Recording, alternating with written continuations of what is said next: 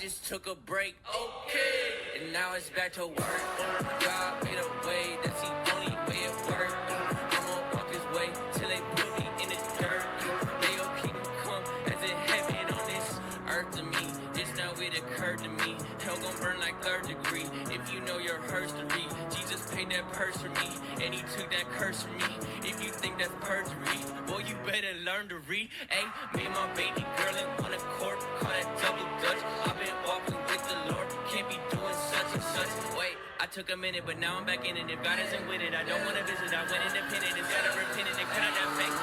I just took a break, okay, and now it's back to work.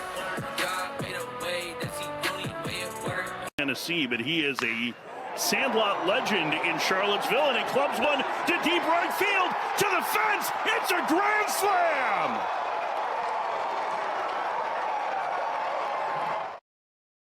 If that don't get you fired up, I don't know what does. Welcome, everybody, to the In Off the Bench podcast. My name is Jim Cross, and, of course, I'm always joined by Daniel Ball. And, last night, Daniel, we were talking Texas A&M with a stud.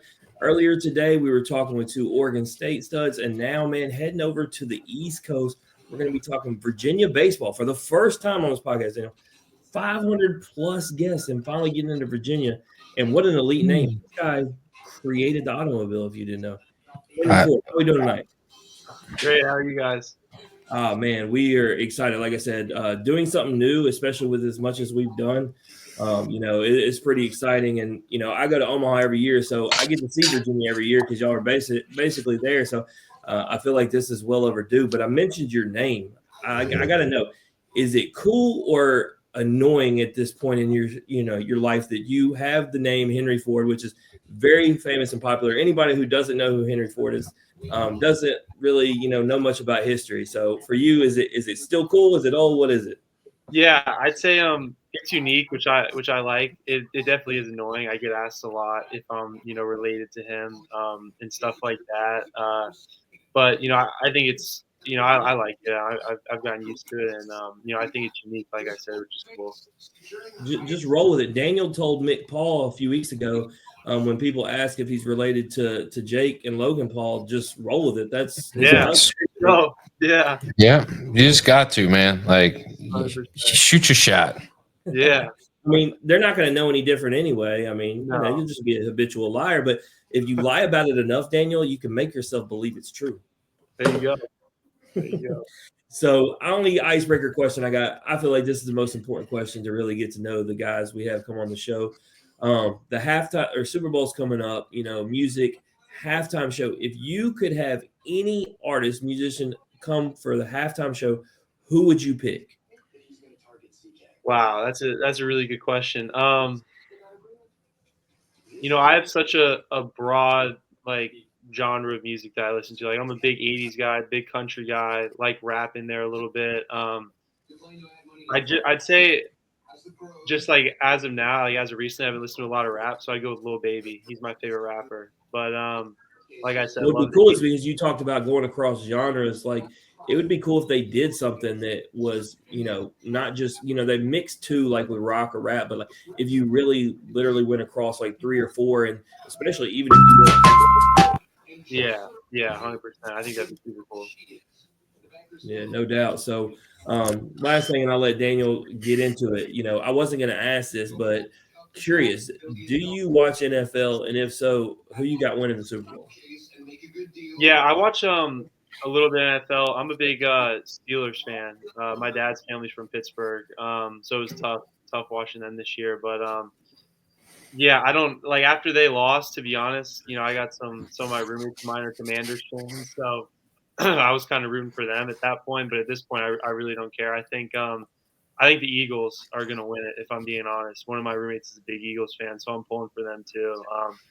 I just think Saquon Barkley is hard to not like. He did all, you're a guy that we hear about character. I mean, Saquon Barkley didn't complain while he was in New York, went to Philly, did all the right things, and then, didn't even try to break the record, let the backups play. Like, I don't know, man. He's just done everything right. And so it's hard to not root for the guy, even if you're not like a big Philly person. Yeah, 100%. I mean, y'all forget who's on the other sideline quarterbacking that team, I think. We forget. We just don't want them to win no more. Nah, yeah. Y'all get ready. Y'all get ready. All right, Henry, man, let's get into it. All right, so you are a Charlottesville, Virginia native, right? What is it like growing up there, and what's the one thing that you feel like people need to experience if they go there? Yeah, it was awesome growing up here. Super small town, obviously like pretty much everybody in it. And just grew up playing, a ton of sports here, and great basketball town. A lot of my best friends that I grew up with we're all 4 and 5 star basketball recruits, playing in SEC, ACC basketball. And just in terms of the city itself, like I said, super small, like tight knit, beautiful weather. And I really think, it's going to sound kind of, cliche because, I played for Virginia baseball, but I think a game at the Dish, is something you need to experience. Our program is super exciting, and just the atmosphere there, especially like the past couple years, it's incredible. Like I said, we're exciting to watch. It's beautiful weather. It's one of the best ballparks in the country. I mean, it doesn't get. I'll be honest with you. We were talking about Coach Bobby. He sent me and Daniel a picture because he coached there back in the day. Mhm. Man, feel blessed, Henry, because it was rough. Like he said that when he said it. It was bad that field. I mean, Yeah, y'all got a uh, Target or a Walmart over there? Y'all got Target or Walmart around there? yeah, like out, like it's like 15 minutes away. Like it's So out. y'all's old baseball field looked like the parking lot of that place. Like it was rough, man. It was. I mean, it was basically. I mean, Sandlot. The Sandlot field was in better shape than this field. I mean, But it shows the growth of the program. You like it. It's character. 100%. It's character, and it is commitment, and I think that's the one thing that when I think about Virginia baseball is it's hard nosed, it's a grind, and like you are committed to that program because there's a lot of prestige and there's a lot of excellence that comes from Virginia. But also Jim and I have said this, I don't know how many years, but when we look up and we see Virginia team in the postseason, or let's just call it what it is, in Omaha, like that is going to be a tough game for anybody. Whether you win or lose, you're going to make them earn it if they beat you, and it's not going to be an easy earn. And I think having guys like you on from Virginia, that's what we appreciate most, because you guys know how to play the game the right way, but you know how to get after it and flip that switch and make it really difficult for other teams. I'm assuming Daniel, we're going to get into it, later, Daniel, but this year they're not going under the radar. A lot of times, even with a team that makes it to Omaha regularly, they don't ever really get put inside the top 10. There's not a lot of hype. This year, not the case. I mean, hey, they've earned it, so to speak. But with a guy like you, Henry, and you got a dad. Your dad Ryan was a pitcher at William and Mary. Your uncle Kevin, he played third base at Virginia. You have a lot of lineage in college baseball, but just the genetics and the family are amazing. Outside of those two, who else in the family has this gene? Because Jim and I would ask you guys just to share a little bit with us. Like we could use a little sprinkle of athleticism for our families. Yeah. My grandpa, who I've kind of talked about before, was a big role model of mine, big Virginia baseball supporter. He was a really good baseball player. He actually got invited to try out for the Indians when he was 18, but he couldn't go because his dad had passed and he had to go get a job and provide for himself, and he was kind of on his own. So he played a lot of softball back in the day too. So he has sweet swinging lefty stroke. So he died when I was a little bit younger, but from what I've heard, he was a really good ball player. And then actually my 84-year-old grandmother, his wife, still plays travel softball. So she's another one who she's incredible. So I love talking baseball with her, and talking sports with her. She's a Man, beast. I'm jealous, man. Golly, I can't talk baseball with any woman in my family, let alone, grandmother. That's nice. This dude over here is complaining about a busted pec, and his grandmother's out there 84 just getting after it. Look, Daniel, don't start on me, okay, man? I need surgery. I got rights to complain. I'm just saying, like, you need to step up. I mean, we all do. Like, Hold on, I need to step up. up. First of all, this episode is supposed to be about Henry, but I went to the gym and you told me I was stupid. So what am I supposed to step up exactly with? I mean, I told you to get on that cardio plan. On that I'm cardio. down 12 pounds and you still on me. I don't believe I walked it. like 30,000 steps. Not after this trip. Not after this trip. trip. My wife to Disney. Just got back yesterday, Henry. Walked 30,000 steps in one day, which was like 17 miles, Daniel. What do I got to do for you, man? Nothing. You're doing great, man. Just keep plugging away. I do know that you sent me about 6,000 calories every hour in photos. Henry, it was the Festival of the Arts at Epcot, and they had all this specialty food. And so instead of doing a restaurant like we normally would do, we decided we would, try something from all the different countries. And we literally did. And I was sending Daniel pictures, and I was like, this is my cheat day, man. I got to try it. I'm going to be honest with you, Daniel. Nobody missed the mark. Every country specialty food was money. And then icing on the cake, literally, you had a couple that had desserts. I had a cheesecake, a cupcake, whatever. There you go. I mean, that's they don't usually miss the mark. They know how to draw people in, and food is a great way to get a lot of folks. But Henry, getting back to you, your junior year, you transferred to Baylor School in Chattanooga, same high school as Henry Godbout. And what is the move for baseball strategically? Like, why do we make that move? Because I mean, it's not like it's far away, but it's not like it's a close thing. It definitely takes some planning and some uprooting and some like a change of like, a massive change, I would say, to make that happen. So what's up with that move? Yeah, for me, I was just in a position where, I kind of talked about it earlier. This is, a big basketball town. And I was, super blessed to be a part of a great, high school basketball program. But really, like, my high school baseball team, me and one other kid played baseball outside of school. The rest of the team was, all my buddies from basketball who were just kind of coming out to, hang out with me and have a good time and get a sports credit. So I really just felt myself, in a position where, my dad, works an hour and a half away 5 days a week. So, I just found myself at the local Little League by myself, hitting off a tee for hours, throwing into a net for hours, playing wall ball by myself for hours, lifting on my own. I didn't really have anybody who was as serious or had the passion for baseball as me in the area. And, didn't really have, a facility that I could go to and just set up a machine and just go to work, So I kind of, made the decision for myself. I told my parents, I was like, hey, like, I want to reach out to the UVA coaches. I want to see what they think. And I reached out to, them at that point, and they kind of gave me two options. They, said I could, class up and redshirt maybe like my freshman year at Virginia, if I'm doing well, maybe play a little bit. And then the other option was Baylor School because Henry Godbout was having a really good experience up there.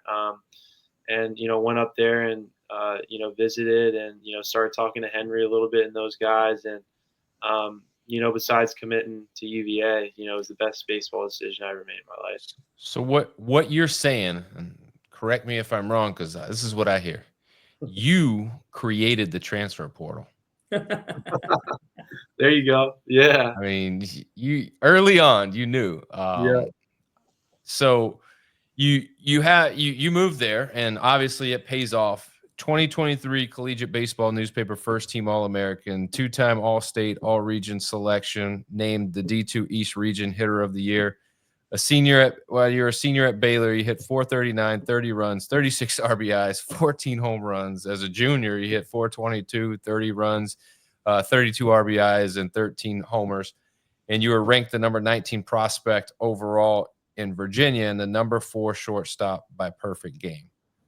all of that seems like it was definitely the right decision to make the transition. And I don't want to take anything away, because I think there's a lot that can be said about what you put in by yourself. You know, before you make the move, you said it like you're committed, and you're one of the only ones that was committed to that level of what you were chasing. And it's very hard to keep up the intensity, you know, when you're the only one doing it. So I commend you for that, for starters, because you really created your own foundation. I think all of these things that happen after you doing that were definitely got to be contributed to you setting a good foundation of hard work and getting after it, and knowing that whether I'm with people or I'm by myself, I still got to put in the time and put in the effort and put in the work. So, you know, clearly those stats and those accolades, you know, added up to a lot of success. Who were some of the main people that you would say contributed to your success growing up? Yeah, I think, you know, from an early age, it was definitely my pops. You know, he was always my baseball guy. You know, he taught me everything I knew about, you know, my swing and everything, you know, about that until I went to Baylor. And you know, he was you know, like you said, you know, pitched in college. He was originally on scholarship to play running back at West Point, and he tore his ACL his senior year, so he ended up walking on at William and Mary. So, you know, to be honest, like he, you know, didn't like he obviously like loved baseball and was, you know, very knowledgeable about the game, but you know, he wasn't, you know, football was kind of, you know, his main sport. And he really got into softball when he was kind of like in his 30s and 40s. So he was, you know, a super competitive, like slow pitch softball player. So, you know, he taught me a ton. And When you know, you and him play sports, I gotta know, Henry, like, because you've talked about basketball, baseball, talked about football. Like, I feel like, man, the basketball games that would take place in a driveway between you and Dad would be like super competitive. Am I yeah, right? he's got a good little shot. I'm a much better basketball player than him, I think. But he can throw the football really well. I used to play quarterback when I was younger, so he taught me how to throw, and he was my football coach and all that. He was a hell of a football player. So So y'all show up to one of those father-son things, y'all are looking around like these folks yeah, ain't ready. yeah, no, not at all. Yeah, but then I'd So say you know, kind of going off that, like once I got to Baylor school, you know, Coach Kinney and Coach Ellie were huge for me, and I think Coach Kinney, especially in the, I mean, he taught me all the basics of kind of like the swing that I have now. You know, I kind of came there super simple, old school, you know, like knob to the ball, you know, just like super simple stuff. Didn't really know a ton about hitting. And he introduced me to, you know, a philosophy that, you know, I carry to this day and that I've kind of been able to build off of. He really just gave me a great base to kind of work off of. And is somebody that, you know, I still talk to this day, you know, if I'm struggling, if I'm doing well, whatever it is, you know, talking, you know, approach, swing, you know, sending him video, anything like that. He's been incredible for me. And then really like Henry Godbout, like was also just awesome for me. You know, we were roommates my junior year, and we built an incredible relationship. We actually like the first week we got to Baylor. I found like one of the security guards had dropped like the global key on the ground, and I found it so we could like get into the hitting facility whenever we wanted. So we would go in there, you know, 11 o'clock, midnight, you know, and just be in there for hours working on stuff and really just building off each other. You know, he does so many things well that I don't, and you know, I do things well that he doesn't. So just like being able to build off each other, and you know, if either of us were ever struggling or ever saw something and you know each other's swings, you know, always just saying, hey, like this is something I like to do when I'm feeling this. Like, why don't you try this? You know, just stuff like that. So he was huge in my development, and just super grateful for our relationship. Iron sharpens iron. That's the best way right there. 100%. at Baylor, you had a lot of knowledgeable coaches. But let me tell you who the most knowledgeable baseball person is on that campus. That guy that dropped that key.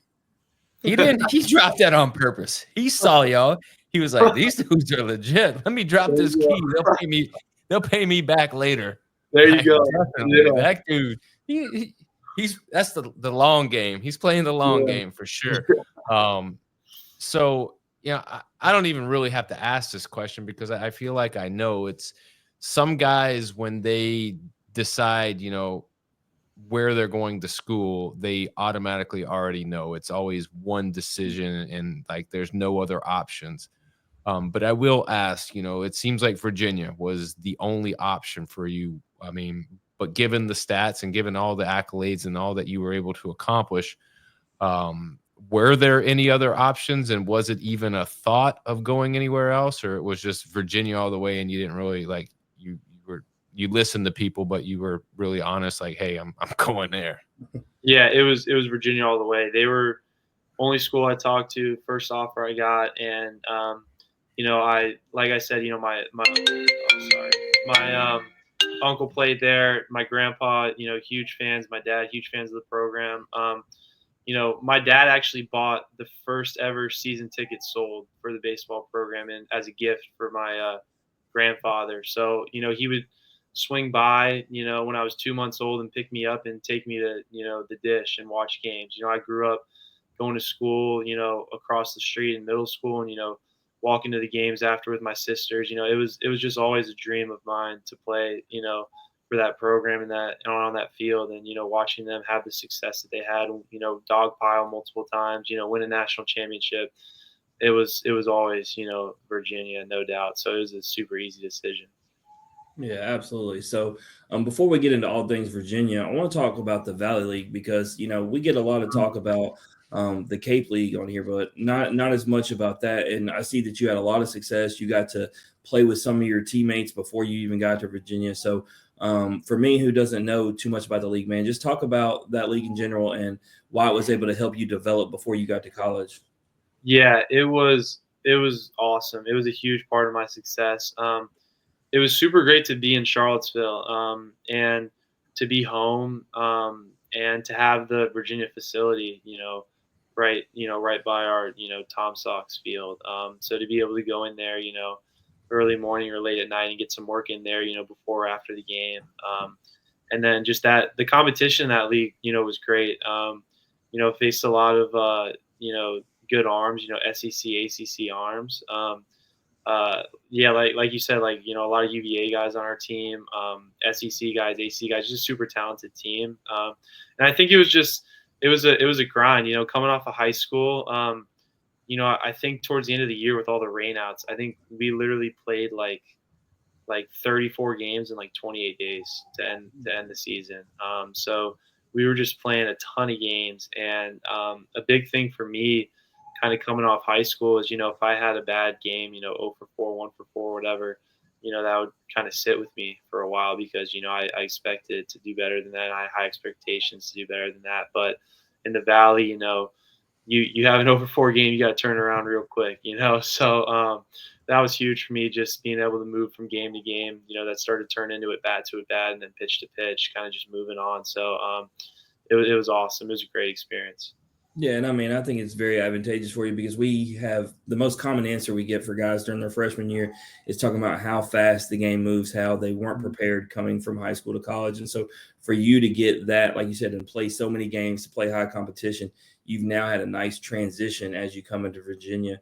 And so no surprise, you appeared in all 61 games, started primarily first base, batted .336, 13 doubles, 17 home runs, 69 RBIs, set Virginia freshman record for home runs and RBIs, named freshman All-American by Perfect Game, NCBWA, and D1 Baseball. So take that for data. So I got to ask, I know you're probably someone who definitely believes in your abilities, but did you expect, especially, man, you're playing in the ACC, did you expect to have that much success as a freshman? Yeah. I have super high expectations for myself, and I put in the work to reach those expectations. So, I'll be honest with you, I really I wasn't surprised by it. And like I said, that's purely just because, I set high goals for myself and I work as hard as I can to meet those goals. So, I expected that for sure. Well, now, I mean, I can only know what to expect this year. I mean, y'all made it to Omaha. You obviously put up those stats. So now, like, I know national championship and the stats being higher, you definitely set the bar high as a freshman. Daniel makes me think back to the Charlie Condon, Ethan Petrie episode where those guys as freshmen set the bar so high. It was like, man, it's going to be hard to top that sophomore year because it feels like you could have done much better, Henry. But let's talk about the UNC game, man, because I put the clip, of y'all against them. 3 home runs in a game. I'll be honest, we've had maybe, I don't know, Daniel, 5, 6 guests who can have that claim in a college game, but against a top 10 team, maybe one of the only guys, like to have that game ever. One game, that's unbelievable. Yeah, as a freshman, man, what's that like? Yeah, it was a great experience. It was incredible. It really like my whole hitting, approach and philosophy when I'm in the box, I never try and hit a home run. Every time I try and hit a home run, I don't. And, that whole game, first AB, came up bases loaded, just trying to put a ball in the air, drive something in the air, knock the guys in. Got to pitch up in the zone and, put a good swing on it, carried out. Next at bat, I think I was down 2 strikes and he threw a ball above my head. I don't even know how I hit it. I just swung and, got the hands to it, and it carried out. And then third at bat, just trying to get a rally started in the 8th inning. I think we were either down by 1 or it was tied or something like that.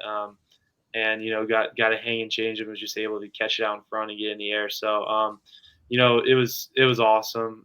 It was a super fun night, and it was just such a fun game. We went down early, came back. It was kind of back and forth the whole game, and we strung it together at the end and ended up winning it.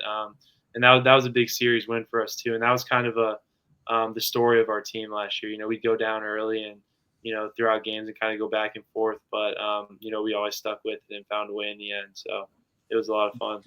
Yeah, I'm curious. Daniel, I got to think about it. What guest came on here and had done it? Trey Richardson against Arkansas in the regionals, and he said, and this is why I got to bring it up in here. He said the now this could have been a plug to try to get a NIL money. NIL, but he said his IHOP breakfast that day was the key. Did you have an elite level breakfast or was it just a normal day? Nah, it was normal day, normal routine. Yeah, same thing every day. I mean, I'd replicate that every day. I would. Yeah. I would sleep in the same stuff. I would wake up and eat the same stuff. I would just be like clockwork every single day. But I mean, I'll tell you, looking at the clips, Daniel, they definitely had it personal for North Carolina. They had no problem scoring runs on a regular basis against North Carolina. So, but I want to talk to you about your coach. I talked about this the first Virginia episode. A lot of teams, we have a lot of guys, and we know about their coaches as much. Coach O'Connor, to establish that culture, right? Like you can get all the talent every year, but to go to Omaha every year, it obviously starts at the top, and a guy who establishes a culture helps build that chemistry within the team. So, just talk about Coach O'Connor and what he means, and just how much he's impressed you in your time there so far. Yeah, he's the best coach I've ever played for, and he's so much more, than a coach. Obviously he's a big role model for us, but he's just the man he is incredible, and it's something that I can truly say like every person in our program strives to be like. Just the way he carries himself, how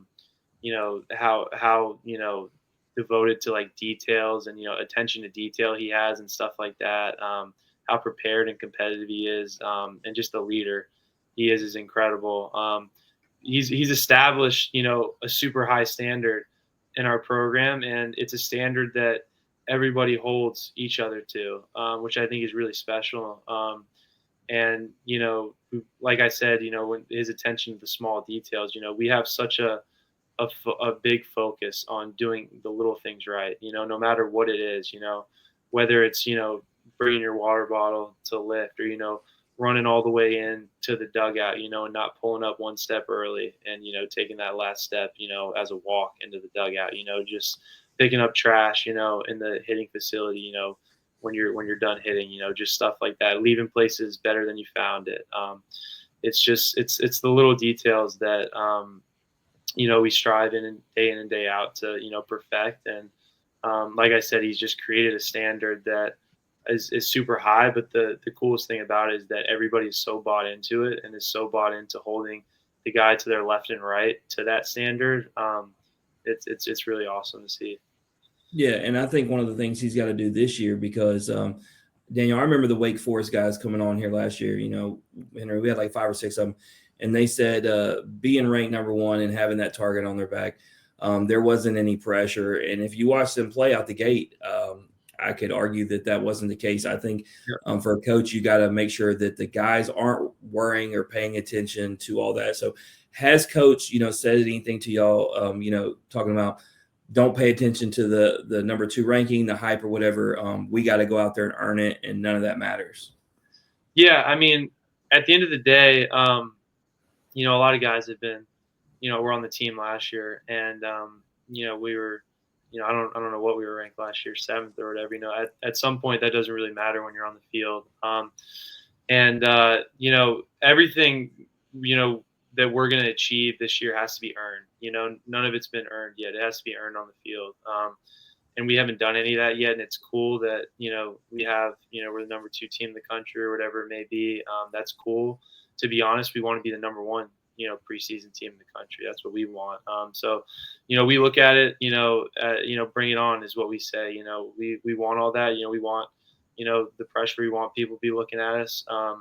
And, we just know that it's all earned on the field. And, at the end of the day, it's just a number, on a website. And, we're ready to get after it on the field, but we're excited to show people what we can do. Yeah. And I mean, I think the rankings were pretty solid. Me and Daniel have talked about it. We wouldn't be surprised if this year in Omaha, it was the SEC ACC challenge again. Both conferences just so stacked, especially at the top. And so, like you said, those don't matter, but I expect, a lot of these, these rings that they have to hold and to see a lot of those teams. But let's talk, the fall, we're predominantly covering in the SEC, so we don't get to see it. Obviously, we get to see some highlights, but man, talk to me about the team as a whole as a fall. Obviously to get a number 2 ranking, a lot of that plays into it, but how was the fall for you personally and for the team? Yeah. For me personally, kind of dealt with a pulled hammy for most of the fall. But was still able to get, live ABs in and, some good workout in right field, getting comfortable out there. So, it was a great fall. And I think, one thing that stood out about, our team this fall was how competitive we were in those inner squads. I think, empty stadium, late at night, cold weather, you're playing against, your teammates. It can sometimes get, the energy can sometimes not be there, but that was never the case this fall. We were going at each other and, we were super competitive and everybody wanted to win. And I think that was super cool to see and brought us a lot closer and, obviously just made for better baseball. I think people got a lot better from that.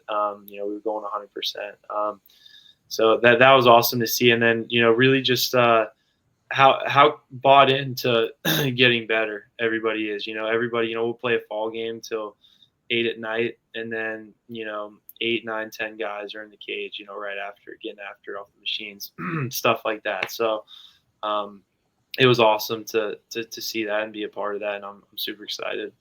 Yeah, and you mentioned right field. I read the article. Obviously we talked about 61 games predominantly at first base, but you're going to be possibly in right field more. As that's something that obviously I feel like if you'd be going out there, you're comfortable, right? Like so, no matter if it's right field, first base, or heck, if they did throw you at third base, I feel like you're one of those guys going to be comfortable wherever you play. Yeah, for sure. I played every position on a baseball field. It was really a shortstop. I got recruited to Virginia as a shortstop. So, I'll play wherever the team needs me. That's how my outlook's always been, my whole life. Yeah. Last question I got for you, and it's interesting. You brought up the cold, but y'all start the season where it's not cold. And y'all going to start in Puerto Rico. I don't know if that's even a regular thing. This is my 5th year covering college baseball, and I don't really remember. And I've actually been to Ponce, Puerto Rico. It's beautiful. So how excited is the team, man, to, you're talking about that cold. So I know y'all got to be excited to start not just traveling to Puerto Rico, but to be playing in some warm weather out the gate. Yeah, no, that's huge. I remember my first game last year, opening day. I was so nervous, and I was DHing, so I couldn't even like run out to the field to kind of like get the nerves out or anything like that. So I remember like being in the box first day, being like my legs are like shaking because I'm like freezing. I'm like scared, like I want to do well. I'm nervous. I'm excited to be back out there in some warm weather, and I think it's just going to be a super cool experience to see another culture and be a part of that and play some really good teams. So we're super pumped for that. Yeah, and I think y'all are also Round Rock. So Daniel, coach said, look, we're gonna get out of this cold weather. We're gonna hit Puerto Rico, we're gonna hit Texas. Yeah. He don't need Henry freezing out there acting like Henry Rowan Gardner when he got his chance to bat. There you go. I mean, man, it's crazy. Just the culture that has been created. It's the standard. And being number 2 in the nation, like you guys don't shy away from that. It's a number, but the reality is that number really doesn't mean anything. You just want to be one of the top 16 teams at the end of the season. That way, because that's ultimately what matters the most. Being able to host a regional at your place and have a little comfort knowing that you don't have to travel, you're at home. But Daniel, I'll be honest, looking at the schedule, studying it today, I'm excited because, we were just talking about Trayson Hughes and the Virginia Tech thing. Virginia's the favorite. I feel like Virginia Tech's the dark horse. That series at the end of the season, not only just a rivalry, but, man, it could be huge for, who's winning the conference or, if Virginia Tech is kind of on the line, if they're, getting in. So I look forward to that one. I might have to change and alter my plans, Daniel. Yeah, I'm interested to see, for the first time, you guys got to travel to do a East Coast, West Coast swing and go out to Cal. Yeah. Like it's going to be, 6 p.m. there, but it's going to feel like 9 p.m. on that Friday night game. And like, it's going to be a transition and it's just another test for you guys to like solidify like another thing that's going to really help push when the added on to I already said Puerto Rico, Texas, going to California. Hey, Virginia going to get it nice this year, and then Omaha's the ultimate trip. Yeah. So, but with that, Henry, man, we gotta get to our game. This or that, man. All right. You ready to play this or what? Yes, sir. All right. It's very simple. I'm gonna give you 2 options. All you gotta do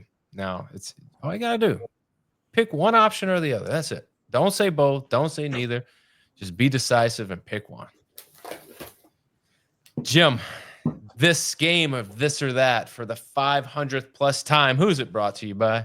Chinook Cedar. I got the shirt on. I showed you last night, man. 20 cases came in to provide for me to take care of the players this season as I'm traveling on the road. But 8 flavors, mild to wild, the best in the game. Less salt, no sandpaper tongue. If y'all don't know, Henry, if you don't know, Daniel created this smokehouse barbecue with cinnamon toast called the Smoke and Toast. It's been rated on an average a 9 on a 1 to 10 scale by all the players who've tried it. So if you get you some Chinook seeds, get a chance, mix those 2 together. As a matter of fact, got to know, have you had Chinook? I have. Yeah, they had them at the Jacksonville tournament we went to last year. They're awesome. What was your favorite flavor, if you remember? I like the cinnamon toast one. There you go. Yeah. So now you know. So if you don't happen to have some seeds, let me know after this show. I'll get them sent to you because we got to make sure, Daniel, East Coast to West Coast, best players in the game, got to make sure they know where the best seeds are. Oh, definitely. I mean, they're everywhere. I mean, I haven't been into a place yet that doesn't have them, so like it's blowing up. So go get you the best seeds in the game. All right, Henry, are you ready? It's the anticipation. All right, first question out the gate. Coffee or energy drink? Coffee for sure, no doubt. All right. How do you take your coffee? Cream, sugar, a lot of junk in it, or just, yeah, that's my dude. Let's go. Just straight gasoline. Let's Yeah. go.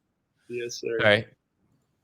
Chicken or steak? Yeah. Chicken guy, Steak. beef guy. Oh yeah. Steak, definitely. 100%. My dad owns a slaughterhouse, so he's got the best steaks on the East Coast. So he's bringing them home. Oh man, What's the name? What is the name of this place? Seven Hills Abattoir, I think. Okay. Where do they get their meat? It's all Various Virginia, farms. all local. Yeah, just like local farms. Yeah. Daniel, we talk about it's not what you know, but who you know, man. Knowing Henry might pay out. His dad's got the best meat in the game. I'm trying to, know you at Christmas. Do they ship? Do they ship to Florida? I don't know if they can go that far yet, but I mean, maybe soon. man, no, that's pretty sweet. Y'all are eating good. I know that. We're eating good. So you bulk up and get that muscle right there. I'm telling Yeah. you. That's where all the genetics come from. It's just years of fine family eating. Yep, no doubt. All right. And Daniel, and that's why I never amassed to a college athlete, because I was eating cereal and sandwiches because my parents don't cook. Fend for yourself, brother. All right, math or English? I'd go math. I like solving problems more than like reading and writing a bunch of stuff. Plus, he's a stats guy. You seen him? I know. Yeah. He's very, very analytical. Very analytical. All right, action movies or dramas? I'd go action movies for sure. Yeah. What's the last movie you saw? Doesn't have to be action. I actually just watched with my roommates the most recent Jason Bourne. Nice. Hey, you Which is can't be What talk is about your action movie. That's what is your go-to baseball movie? Field of Dreams, my favorite for sure. Nice. Yeah, that and then love The Sandlot. Used to I love actually watch Major League. I Yeah. watched Major League last night because, Legend dying. I wanted to check it out. I meant to watch it last week, but I finally got around to doing it. Daniel Still classic, never gets old. Yeah, you made a reference to Rookie of the Year. I used to love Rookie of the Year too. Got to. some say ice is the way to go. Some say heat's the way to go, but I got the best of both worlds. Hot ice. Let's go. Classic. All right. Orange or blue uniforms? I got to go with the championship orange for sure. Yeah, you got to go with what wins. All right. Now this is an important question. All right. You travel a lot. ACC slate, very, very competitive. Do you look forward more to playing away at Duke, or I'm sorry, playing at home Duke in Miami, or playing on the road at Virginia Tech and at Florida State? I'd say home just because, our fans are the best in the country. But that Virginia Tech and Florida State, those series are going to be awesome. They're going to be packed and it's going to be a great environment. Can't go wrong either way, but I'll stick with the Hoos fans and say play at home. He said he's going to Tallahassee and he's going to take Jamie Arnold yard. That's what I heard. I mean, Look, Daniel, I'll tell you what, when it comes to Florida State, a lot of noise on Twitter today, still complaining about Blake Burke's check swing. I'm telling you, they got to let it go, man. all right, look, Florida State, I was there. If you want to say that was the one thing that beat you, then you didn't watch that game, because that wasn't the one thing that beat you. There was a lot of different things that beat you. And what I will say, and then I'll get off this rant, is that Florida State, Tennessee did everything in the first 6 innings of that game for you to win it. And guess what? You didn't get the job done. So don't let a little check swing, It's still funny though, man. You love to see fans, 7-8 months later still griping. I'm telling you, hey, that's why the new season's here, and they can either be mad about it or move on. All right. 5 years in jail or 10 years in a coma? I go 10 years in a coma. Yeah, it's easier. These baseball players have gotten wiser, Daniel. When we first asked this question, because we actually put it to rest for a few seasons, Henry, but in the first couple seasons we used it, man, we'd have all these baseball guys look right at Daniel, be like, man, give me prison. I ain't scared. And Daniel be like, man, you have clearly no idea what goes on in prison. Talking about Look. you ain't scared. Look, Henry, let me show you. Just watch my body language. This is what they would do. I'd be like, all right, so-and-so, 5 years in jail or 10 years in a coma. They perk up, throw their shoulders back, and they'd be like, 5 years in jail. And I'm just like, I do believe Hayden Schott from A&M recently, who said he would take jail, and he said he feels like he's funny enough that he'd be able to get in with the right crowd and they'd take care of him. That dude is hilarious. I think that's a good point. That's a good point, though. Yeah. But you better be bringing something great to the table if you're going. You got to bring something to the table that people want or they haven't had, because, like, I don't know. I just feel like getting in the group that you're gonna roll with, that's gonna protect you. I don't even want to know how you get in. Yeah, that's why I don't want to go to jail. Henry, for me, I answer this question. I say jail simply because I look at it from the perspective of having kids, and I'm just gonna have to try to find a way and try to get out on good behavior and all that, because I couldn't imagine waking up 10 years later and my kids are grown up. Man, it freaked me out. Yeah, that's a good point. All right, we'll see how he answers. He's the first Virginia guest, so we'll see how he answers the next question. All right, Henry, this is the big question, the money question. All right. Would you rather be the number one pick in the draft or win a national championship? You can't have both. You can only have one. It's not even a question. National championship, no doubt. All right. No doubt. Do you know how much the number one draft pick last year signed and got for signing their name to a piece of paper? Like 10 million, something like that. 10 million. 10 million. Like, you could just pass that up.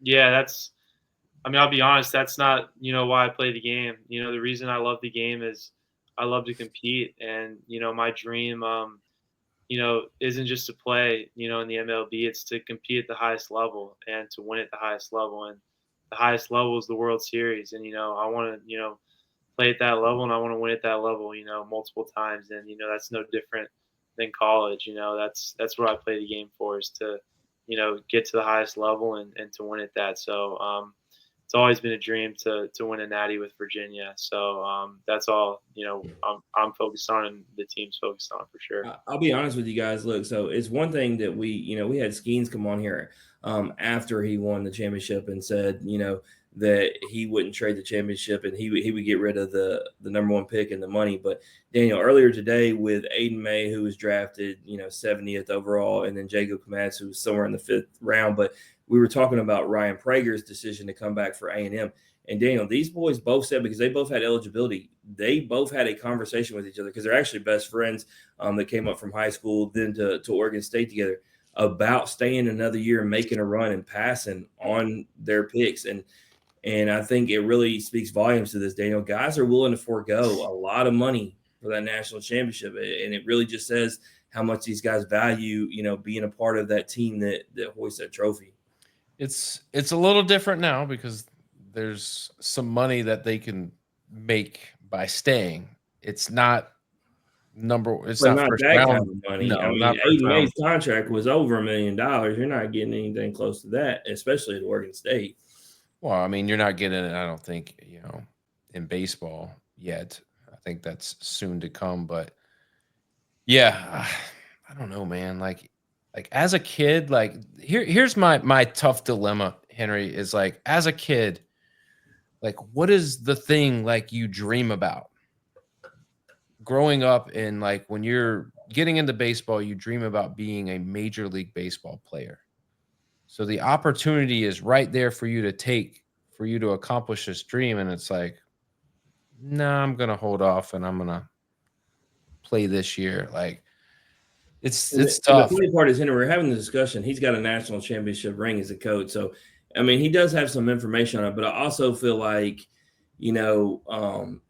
when we talk to a lot of these guys, I think that also him being a coach is different than a player's mindset, because It just always seems to be about that blood, sweat, and tears that you put in, from the fall all the way through. And it seems like the memories are just irreplaceable. And I feel like baseball, more than any other game, those memories are more because y'all's season is longer and the grind's longer. So I feel like, man, the stories that you got, we were talking about that, the locker room stories earlier. I feel like there's just so much more that goes on in baseball, and y'all spend so much more time together. Yeah, no, for sure. It's a brotherhood, no doubt. You just gotta I think it's harder in baseball to win it all than really any sport, just because the amount of wins that you've got to put together is a lot, and you've got to do all those without losing 4 games. If you lose 4 games before you win those games, then you're done. But Henry, man, it's been a blast having you on, getting to know you, hearing a little bit about Virginia, the ACC. Before you run, anything you want to plug or promote? No, thank you guys so much for having me, and I'm excited for this upcoming year. Yes, sir. That is Henry Ford, everybody. If you like hearing Henry's story, or you just like hearing us average Joes talk X's and O's, please share the podcast on Facebook, retweet us on X, listen and subscribe wherever you stream your podcast. Head over to YouTube. Do 3 things. Click like, click subscribe, click notifications. That way you're the first to know when new content's uploaded, because we're uploading things all the time. We got a huge library full of sports, college gymnastics, college baseball, United Grid League, golf, tennis, volleyball. You name it, it's on there. We got something for everybody. Go check it out. Jim, we got another one tomorrow. Who we got? Man, AJ Russell from Tennessee, but I was just looking at the lineup, man. So we had Henry from Virginia Tech, but then it's AJ from Tennessee, Trey Phelps from Georgia, Jacob Walsh from Oregon, and then Anthony Ianson from LSU. So 6 consecutive different schools, all elite schools at that. So, man, we're here, dude. We're at baseball season. This is our favorite time of year. Couldn't be happier talking to all these guys, continuing to grow the game. Yep. Stacked lineup here on out. Y'all stick around and continue to support us and listen to those episodes, because got some good stories coming up.